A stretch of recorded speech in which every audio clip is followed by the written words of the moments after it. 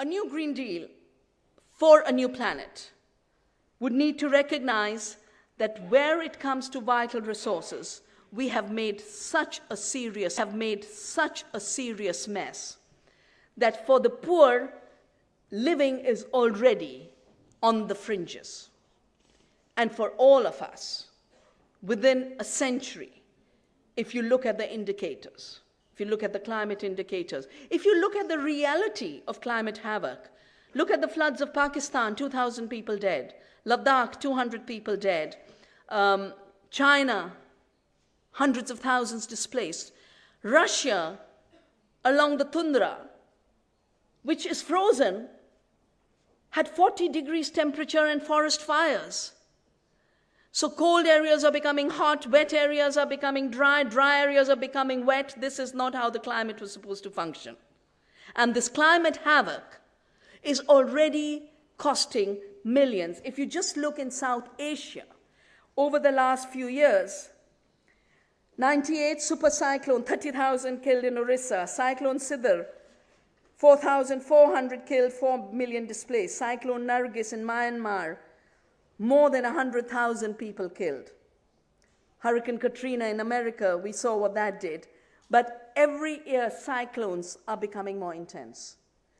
Heat waves are becoming more intense. Cold waves are becoming more intense. Drought is becoming more intense. Floods are becoming more intense. Because at the end of it, climate change expresses itself through water. Either too much of it or too little of it. And both are a curse. And as I said, in large areas of the world, it's already making life unlivable for people. And a Green New Deal would have to take the impacts of a fossil fuel economy on those who never played a part in it. And that is the real tragedy of global climate injustice, that the people worst affected are people in the mountains, in the coasts, in the dry areas, who've never used a drop of diesel or petrol for their lives. They've lived in a biodiversity economy. They've lived in a biomass economy. The other big shift we need to make is in the way we measure wealth. As I mentioned, gross national product measures what crosses a commercial boundary. But, I can sell you something and then I buy it back, we have double the growth. But if I make it for myself, it doesn't count as growth. The definition of GNP is if you produce what you consume, you don't produce, even though you're producing. So all of self-reliance goes to zero. All of the women's economy goes to zero, which is why it's always said women don't work. And of course, there's the assumption nature doesn't work, even though she's working so hard to keep this amazing planet alive and keep us alive. And in shifting this idea of growth, we have to start taking into account what generates real welfare for people, what generates health for the planet. Now, these shifts are not taking place at the centers of power. I think the United States will be the last to make a shift, the very last to make a shift. I think some of the countries in the periphery are the most advanced, and I think Europe has some chance. If European citizens converge their movements around economic slowdown, economic collapse, the restructuring of the economy in ways that shuts down health systems, education systems, just so the banks can keep prospering and the financial flows can carry on uninterrupted. Bolivia, small little country, led by an indigenous person, decided after the collapse of the Copenhagen negotiations, and Evo Morales said it so powerfully. He said this was not supposed to be about the rights of the polluters, because at the end of it, the Copenhagen Accord, was a signatory, a signing between 5 of the most significant polluters of the world, led by US. President Obama flew in and flew out after having the accord signed by India, China, South Africa, Brazil. And he said this was not supposed to be about the rights of producers, but polluters, it's supposed to be about the rights of Mother Earth. And he called in April a meeting on the rights of Mother Earth, on climate change and the rights of Mother Earth, out of which has come a declaration called the Universal Declaration on the Rights of Mother Earth, which is supposed to become, over time, with a lot of work on our part, all of us will have to work, to make it a parallel document to the Universal Declaration on Human Rights. Because humans can't have rights if the earth is destroyed. How will we have water if the earth can't provide it? How will we have food if the soils are desertified, the biodiversity is gone, and the climate is unstable?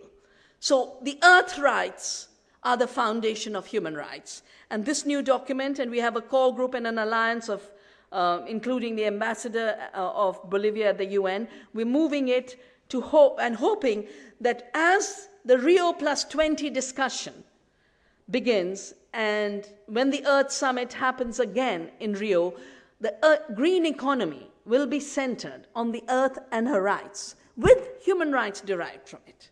Not financial instruments like derivatives having the first right, corporations having the first right, and if human beings can't fit into that picture, let them be rubbished.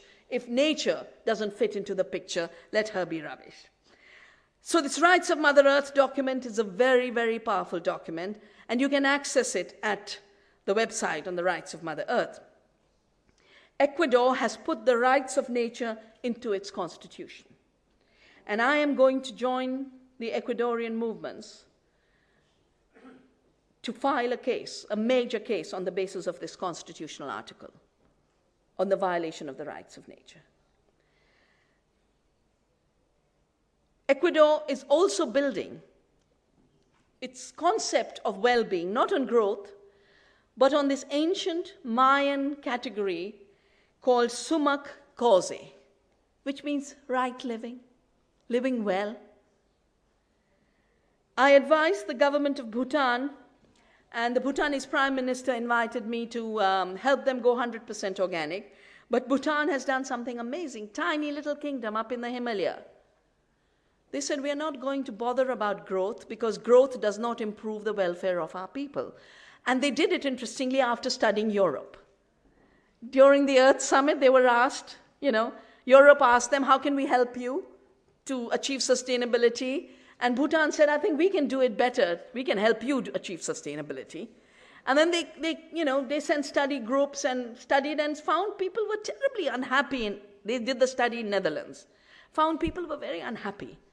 And so they said, we are going to maximize happiness and not growth, because you can have high growth and high hunger. India is a good case. 9% growth, the world's largest number of hungry people now in India because of that growth. 1 million children dying every year because of lack of food because of that growth. Because the growth is taking away the very means that would get food to people. So Bhutan now has the Gross National Happiness Index. And the Prime Minister's invitation to me, the letter said so beautifully, it said, for us, the gross national happiness can only be built on organic farming and ensuring our rural communities do not get forced to move into slums in the cities. If we can make sure their life is good in the villages, then we have achieved gross national happiness. Because why should there be happiness in cities and not in villages? The growth model pushes people out of the villages. The happiness model can put people back on the land, and I think it is. I meet a lot of young people, PhDs in physics, software people, financial analysts from Wall Street. They come and learn organic farming with us. They're saying, please, at this point of life, I want to live the real life. And that is the real issue. Will green be the color of a frustrated life based only on money and the calculus of money, or will green be the color of a new Green Deal, where green represents life in all its fullness and all its vivaciousness? I want to end with a prayer that has always been an inspiration for us in India, and to me has to be the foundation of any Green Deal anywhere in the world. It's a permission from the earth. And any deal, like I said, if it has to be green, has to be based on permission from the earth. Saying, whatever I dig of you, O earth, may that grow quickly upon you. O pure one, may my trust never pierce thy vital points, thy heart. If only we can achieve that, we've got a green future. And we have hope both for humans and all other species on this planet. Thank you.